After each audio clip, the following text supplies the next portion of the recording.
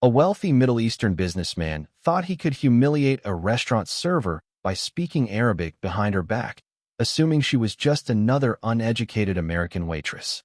But when she turned around and responded in perfect, fluent Arabic, revealing years of living abroad and a grandmother who raised her in Casablanca, the entire restaurant went dead silent. What followed was the most powerful lesson about respect and assumptions you'll ever witness. Welcome to Stories of Black Lives.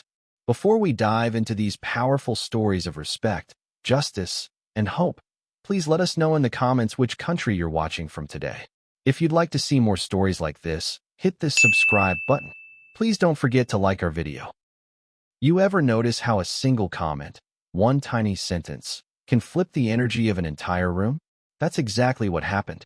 One warm Thursday afternoon inside a high-end restaurant in Charleston, South Carolina.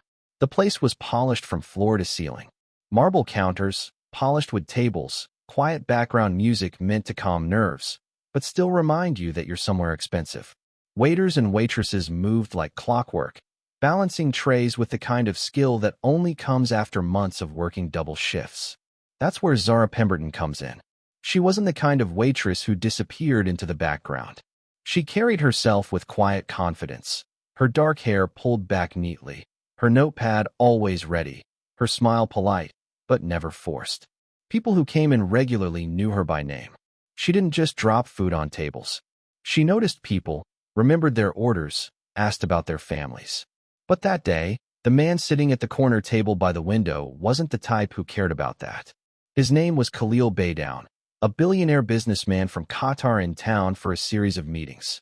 He was dressed in a tailored suit that looked like it cost more than the restaurant's monthly rent. His watch, heavy in gold, flashed every time he moved his wrist. He had an aura about him that said, "I get what I want when I want it." When Zara walked over to greet him, the air already shifted. "Good afternoon, sir. Welcome. Can I start you off with a drink?" she asked, pen in hand, voice steady and professional. Khalil didn't look up at first. He flicked his phone screen, eyes glued to whatever was more important than the person in front of him. A couple seconds passed before he finally glanced up, gave her a quick scan, and muttered, "Water with lemon. Nothing else." No thank you, no smile, just clipped words delivered like a command. Zara gave the kind of practiced nod that wait staff learned to survive days like this. "Of course, I'll bring that right out." She turned away, but at that very moment, Khalil's lips curved into something between a smirk and a sneer. He leaned toward the man sitting across from him, a younger associate clearly eager to impress. And then in Arabic, Khalil muttered a few words. The tone said everything. Even if you didn't understand the language, you'd catch the meaning. It wasn't a compliment. It wasn't harmless small talk. It was the kind of remark people make when they assume no one around them will understand. Zara returned with the glass of water, setting it carefully on the table. She didn't break her smile, but her eyes caught just a flicker of his expression. She had heard enough Arabic over the years to recognize the rhythm, the sharpness, the insult hidden behind the language. And that's when the tension began to grow, quietly, like a storm far off, but slowly moving closer. Khalil didn't notice. He was too busy scrolling his phone, tossing another comment in Arabic toward his associate. A small laugh followed, careless, dismissive. He thought he was in control of the room, the smartest man at the table. But the thing about arrogance is it often blinds you to the truth staring right back at you. Because Zara Pemberton wasn't just a waitress. She had a story of her own, one that would soon turn that entire restaurant silent. But before we get to that moment, let's sit at this table a little longer and watch how the smallest exchange starts to shift the ground beneath everyone. Zara didn't flinch. Years of working in restaurants had trained her not to. You deal with customers who treat you like furniture, others who treat you like their personal therapist, and then people like this, people who wear money like armor and assume the world bends around them. She scribbled his order on her pad, even though she already remembered it. A simple glass of water with lemon barked out like a demand. She wasn't surprised, but what got under her skin wasn't the order. It was the tone. It was the way he spoke in Arabic. His voice dropping low, the smug curl of his lip as he looked her up and down like she was nothing. "Sir, would you like to hear today's specials?" Zara asked, her voice calm. Khalil barely looked up. "I said water." Do you need me to repeat myself? His accent was heavy, his words clipped, each one like a small slap in the face. The associate across from him, a younger man in a navy blazer, shifted uncomfortably. He clearly wasn't sure whether to laugh, agree, or stay silent. He ended up choosing silence, eyes fixed on the fork in front of him. Zara didn't press. She had learned not to. She simply nodded and walked back toward the bar where a couple of other waiters had started to notice the interaction. One of them, a tall guy named Kingston, raised an eyebrow. "Everything good over there?" he asked, keeping his voice low. Zara gave a little shrug. "Same as usual. Some people don't see you. Just the tray in your hand." But as she turned back toward Khalil's table, she caught him watching her, not with interest, not with kindness. It was the look of someone evaluating an object. And then once again, he leaned toward his associate and said something sharp in Arabic. This time there was no mistaking it. The insult was clear. He was talking about her appearance, her posture, the way she spoke. Zara's jaw tightened, but she didn't respond. Not yet. She approached the table again. "Have you had a chance to look over the menu?" she asked, directing the question to both men. Khalil set his phone down for the first time and locked eyes with her. There was a challenge there. "Bring me the lamb and make sure it's not overcooked. I don't trust kitchens in this country." Zara wrote it down without a word. She turned to the associate who finally spoke, his voice polite, almost apologetic. I'll have the salmon, please." "Thank you." "Of course," Zara said, her smile returning for him. "Would you like rice or vegetables on the side?" "Vegetables, please," he replied, relief in his tone that someone had acknowledged him like a human being. She left the table, but Khalil's laughter followed her again in Arabic. A quick insult tossed like a dart, and again, Zara caught it. The thing is, Khalil didn't know her story. He didn't know that Zara had spent years living in Morocco with her grandmother after her parents' divorce. He didn't know that Arabic wasn't just a language she studied, but a language tied to her childhood, her family, and her sense of identity. He didn't know that she could understand every single word he was saying.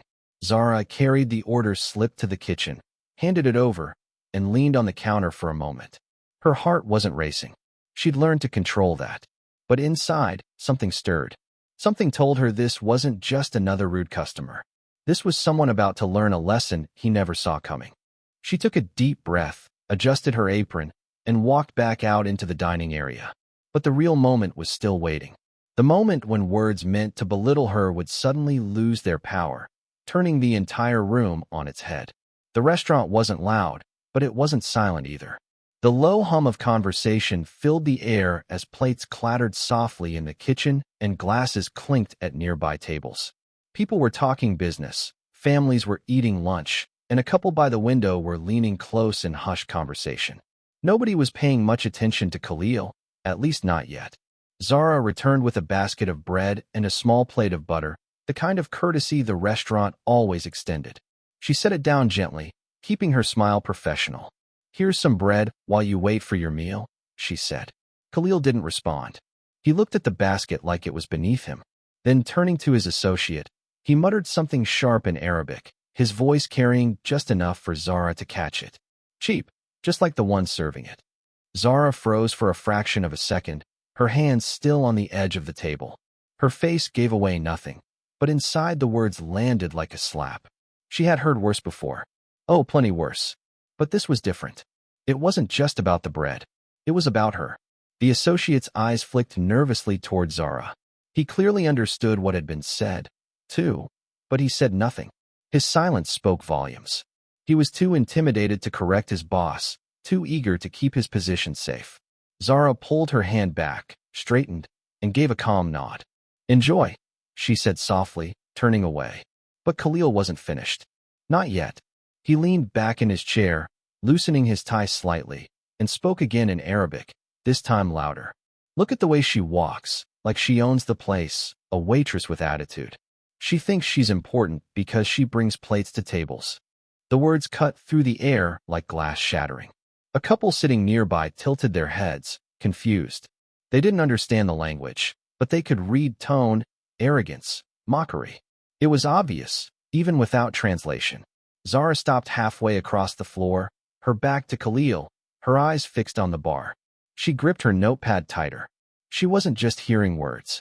She was hearing years of dismissal, years of people assuming she didn't belong, years of being underestimated. She closed her eyes briefly, studying herself. When she turned back, her expression hadn't changed. Still calm, still collected, but her mind was already preparing for the moment she would respond. Back at Khalil's table, the associate shifted uncomfortably again. "Maybe we should keep it down," he whispered. Khalil smirked. "Why?" "She doesn't understand a word." He gestured toward Zara with a flick of his wrist, like he was waving off an insect. "People like her never do." It was the kind of line that if spoken in English would have drawn immediate glares, but in Arabic, Khalil thought he was safe. He wasn't. Zara approached the table again to refill his water. She set the pitcher down, lifted his glass, and began pouring slowly. Her eyes met his, steady, unblinking. Khalil leaned forward, lips curling. And then, in Arabic, he said the one thing that would change everything. "She should be grateful we even let her work here. A woman like that belongs in the kitchen, not standing in front of me." The words weren't just rude. They were degrading, stripped of all basic respect. The associate dropped his gaze, embarrassed. A man at the next table glanced up, sensing tension. The restaurant seemed to quiet just a little, as if waiting. Zara set the glass down gently. No slam, no harsh gesture, just quiet, controlled precision. She took one step back from the table, her eyes never leaving Khalil's. She had heard enough. But what happened next wasn't anger, and it wasn't yelling. It was something far more powerful, something that would silence the entire room in seconds. The glass sat between them, condensation sliding down its side. Khalil smirked, confident, leaning back in his chair as though he had just scored a private victory. He picked up his phone again, tapping away, dismissing her as if she were invisible. Zara took a quiet breath. Her voice came low at first, almost gentle, but imperfect, fluid Arabic. "Would you like more bread, sir, or are the insults filling enough for you?" The words cut clean through the space between them, crisp, precise, not a single syllable off. Khalil's phone slipped in his hand, nearly clattering onto the table. His head snapped up, eyes wide, his confident mask cracking. For the first time since she approached, he looked unsettled. His associate's jaw dropped. The man stammered, switching from English to Arabic, then back again as though he wasn't sure what language fit the moment. You speak Arabic?" Zara's gaze stayed fixed on Khalil. "Fluently," she replied, still in Arabic. Her tone wasn't raised, but it carried. People at nearby tables, though they didn't understand the words, could feel the shift in the air. Forks paused mid-bite. A whisper of silence spread. Khalil blinked, trying to regain his footing. He forced a laugh, sharp and brittle. "Oh, so you picked up a few words from a phrase book. Cute." Zara didn't flinch. "No, I picked it up from my grandmother who raised me in Casablanca. Every word you've spoken since I came to this table." I understood. The associate sat back, his hand covering his mouth, half in shock, half in embarrassment. The couple at the next table, sensing something big, exchanged looks. They didn't know Arabic, but they didn't need translation. They could read faces, tones, the energy snapping through the room. Khalil's lips parted, then closed again. His tongue darted over them as if searching for a comeback, something sharp to throw back at her. Nothing came. Zara leaned just slightly closer, her voice calm, unshaken. "You assumed I was beneath you, that my uniform meant you could say anything without consequence. But let me tell you, respect is not optional. Not here, not anywhere." Her words hung heavy in the air. Even those who didn't understand the language were watching, drawn in by the raw shift in power. Khalil sat stiff, his hand gripping the edge of the table. He glanced around, realizing now that people were staring. His arrogance had been a shield before, but now it was turning into a spotlight. The silence stretched. Then from somewhere in the back of the restaurant, a fork clinked onto a plate. Someone whispered. The moment was alive, fragile, everyone waiting to see what he would say. Khalil tried again, his tone softer, the edge of command slipping. You misunderstood me." Zara raised an eyebrow, switching back to English so everyone could hear. "No, I didn't." Gasps rippled through the nearest tables. Now the whole room understood. Khalil shifted in his seat, his polished confidence unraveling thread by thread. He wasn't used to being challenged, especially not like this. Zara didn't raise her voice. She didn't need to. The truth sat there plain and undeniable. For once, it wasn't the billionaire in control. It was the waitress with the notepad in her hand and the language of his heart on her tongue. But power has a way of making people desperate. And Khalil wasn't about to back down without trying to claw some of it back. Khalil straightened in his chair, his face a mask of forced composure, but his eyes betrayed him.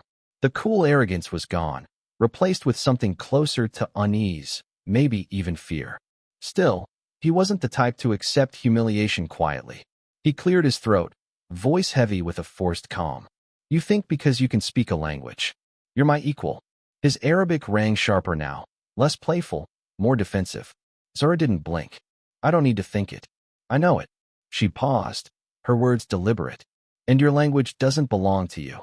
It belongs to anyone willing to respect it, which clearly you don't.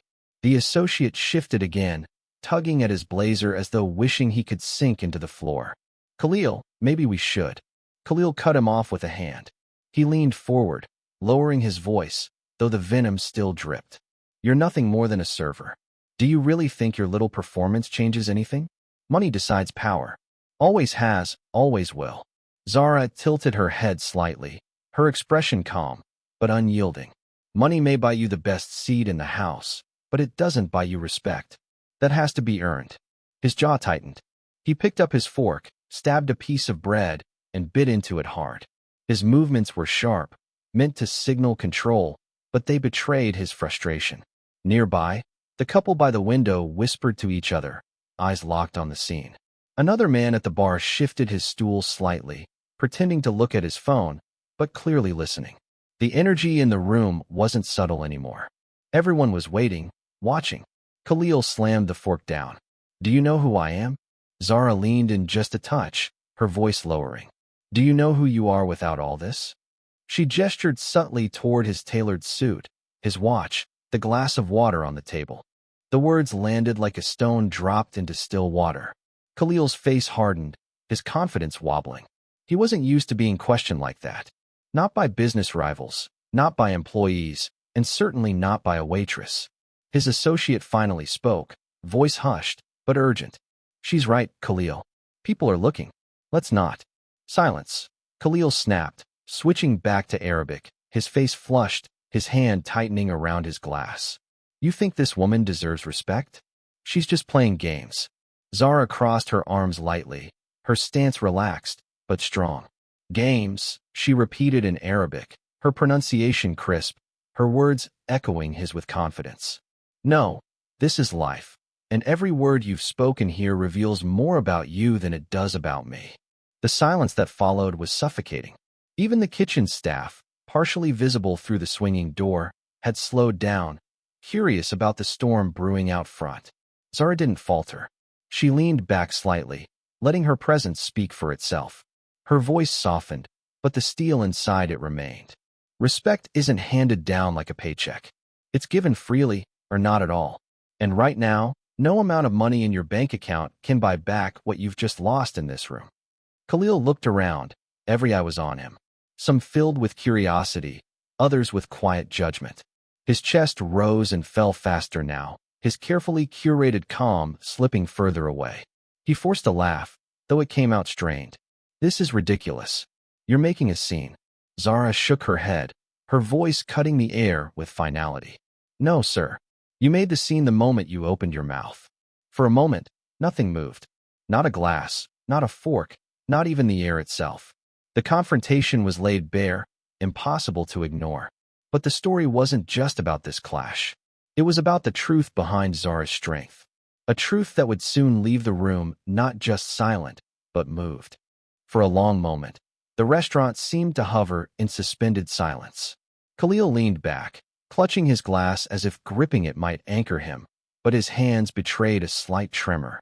His associate kept glancing between him and Zara, as if silently begging for the confrontation to end. Zara, however, stayed steady. She knew this was the moment to shift the weight of the room, not through anger, but through truth. She let out a slow breath and in Arabic said something that neither man expected. My grandmother used to say, the tongue is a sword. Use it to cut down pride or to lift someone up. She taught me that when I was 10 years old in Casablanca. Gasps rippled softly through the restaurant, even from those who didn't understand Arabic simply because of her tone. Quiet, assured, personal. Khalil frowned, his arrogance faltering. Casablanca. He echoed, disbelief lacing his voice. Zara nodded, this time speaking in English so the entire room could follow. My father's job took us overseas when I was a child. My parents divorced, and I lived with my grandmother for years. She didn't speak English. So if I wanted to talk to her, if I wanted to really know her, I had to learn Arabic. She became my world. The language wasn't just something I studied. It was something I lived. Every market trip, every story at night, every prayer she whispered. She paused, her eyes steady on Khalil. So when you speak Arabic to insult me, you're not just insulting me. You're spitting on the very thing that shaped who I am. You're spitting on the woman who raised me. The air grew thick with weight. Nobody touched their plates. The servers behind the counter were frozen, their eyes locked on Zara. Khalil shifted uncomfortably in his chair. His voice dropped as though unsure whether to keep fighting or to retreat. I didn't know. Zara's gaze sharpened. That's exactly the problem. You didn't care to know. The associate finally exhaled as though he'd been holding his breath the whole time. He leaned forward, speaking softly to Zara, his tone respectful in a way Khalil's never had been. Your grandmother? She sounds like she was a strong woman. Zara softened just slightly at the mention. She was. She taught me that dignity isn't about what you wear or how much money you have. It's about how you treat people who can do nothing for you. The words landed like a stone dropped into still water, sending ripples across every listener in the room. A woman at a nearby table dabbed her eyes with a napkin. The man sitting across from her shook his head slowly, whispering, "Wow." Khalil swallowed hard. His bravado was collapsing. His fingers drummed nervously on the table, a habit of a man suddenly unarmed. He glanced around, noticing the stares, realizing he was no longer the admired figure at the corner table. He was the spectacle. Zara didn't gloat. She didn't sneer. Her voice remained calm, her posture steady. You walk into places like this expecting silence from those who serve you. But you forget, we have voices, too. And today, I chose to use mine. Her words echoed through the space. Khalil lowered his eyes briefly, the first crack of humility breaking through. The associate whispered something to him in Arabic, too quiet for others to catch, but Khalil didn't answer. He sat rigid, lost in thought. The rest of the room, though, wasn't lost. They were hooked, leaning into Zara's story, into the unexpected turn of a waitress, revealing a history that demanded respect. But even as Khalil sat there, cornered by truth, the story wasn't over. The real turning point was about to arrive when he'd be forced to decide how to respond in front of everyone watching. Khalil's polished composure was cracking like glass under pressure. His fingers tapped restlessly against the rim of his water glass, his eyes darting toward the door, then back to Zara, then to the people watching. He had built a life where every room bent to his presence. But here in the Charleston restaurant, he was the one on trial. The manager, a man in his 50s with salt and pepper hair named Ezekiel Washington, had been hovering near the bar, unsure of how much to intervene. But when he saw how many customers had stopped eating, forks poised in midair, eyes glued to Khalil's table, he knew he couldn't ignore it. He walked over calmly, his voice measured. Is there a problem here? Ezekiel asked, standing just beside Zara. Khalil straightened in his chair, seizing the chance to recover his footing. Yes, this waitress decided to lecture me in the middle of my meal. I expect professionalism, not a... Ezekiel cut him off, his tone polite but firm. I've been standing here long enough to know she handled herself more professionally than most would. The restaurant murmured with low approval, a few heads nodding. Khalil's face flushed. He wasn't used to being contradicted. He looked back at Zara, his words sharp. You think you've embarrassed me, but all you've done is show your place. You're a server. I'm the client. That's how the world works. Zara didn't move. Her voice was steady. No, sir. That's how you think the world works. The quiet confidence in her tone stung sharper than any insult. People leaned closer, hanging on every word. Khalil's associate finally spoke, his voice carrying more weight than before. Khalil, maybe it's time to stop. You're not winning this. That single sentence landed like a punch. For the first time all afternoon, Khalil's authority slipped openly. His own companion had sided with the waitress. Khalil's jaw tightened, but his shoulders slumped slightly. His gaze swept the room. Everywhere he looked, people were staring, judging. The billionaire who thought he owned every space he walked into had become the man everyone pitied, even disdained. Zara broke the silence again, her voice softer now. You asked me earlier if I thought I was your equal. The truth is, I don't need your permission to be. Everyone in this room knows the answer already. The words struck like lightning. A ripple of quiet affirmations rolled through the restaurant. A woman at the corner table whispered, "She's right." A man near the bar added under his breath, "About time someone said it." Khalil's shoulders sagged. He opened his mouth, but no words came. For the first time in memory, he was speechless. Not because he had nothing to say, but because nothing he could say would repair what he'd broken. Ezekiel, the manager, gave him a pointed look. "Sir, you're welcome to stay and finish your meal quietly. But if this continues, I'll have to ask you to leave." Khalil swallowed, nodding stiffly, his eyes lowered to the table, away from the stares that burned into him from every angle. He looked smaller now, not because of his suit or his title, but because he'd been stripped of the one thing he valued most, control. Zara didn't gloat. She simply straightened her notepad, tucked her pen behind her ear, and said evenly, "Your lamb will be out shortly." Her calmness only deepened the lesson. She didn't need to humiliate him. He'd done that himself. And as she walked away, every person in the restaurant seemed to breathe at once, as though they had all been holding their breath through the storm. But the real closure wasn't in silence. It was in what came next.